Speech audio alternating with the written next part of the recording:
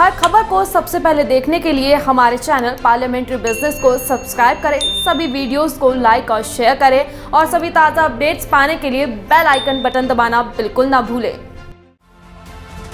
जामताड़ा झारखंड राज्य का एक जिला है जहां बड़ी संख्या में सांप पाए जाते हैं। इन सांपों की वजह से इस जिले का नाम जामताड़ा पड़ा। जामताड़ा जामा और ताड़ शब्द से बना है। दरअसल संथाली भाषा में जामा का मतलब होता है सांप और ताड़ का मतलब होता है आवास, यानी सांपों का आवास।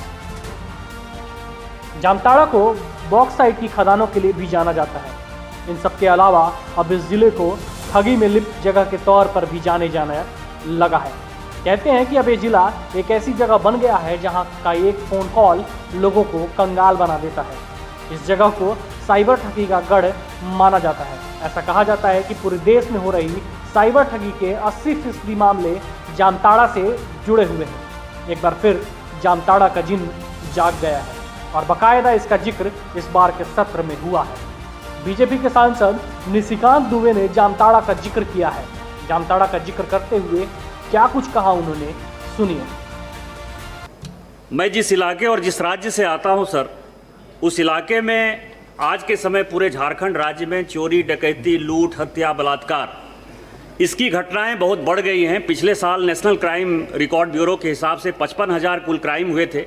अभी कोविड के बाद जबकि पूरे देश में जो है ख़त्म हो गया, अपराध जो है कम हो गया, लेकिन हमारे यहाँ 75,000 से ज़्यादा जो है अपराध अभी तक में रजिस्टर हो गए हैं सर। और इतना ही नहीं, 1855 के स्वतंत्रता संग्राम के पहले, 1857 के पहले 1855 में जो सिद्धू कान्हू जी ने जिन्होंने की बिगुल बजाया था स्वतंत्रता का, उनके वंशज तक की हत्या हो चुकी है सर।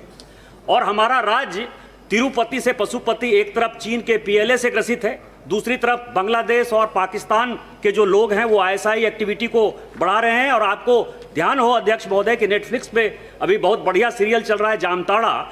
जामताड़ा जो साइबर क्राइम का इस देश का कैपिटल है, वो भी हमारे इलाके में है।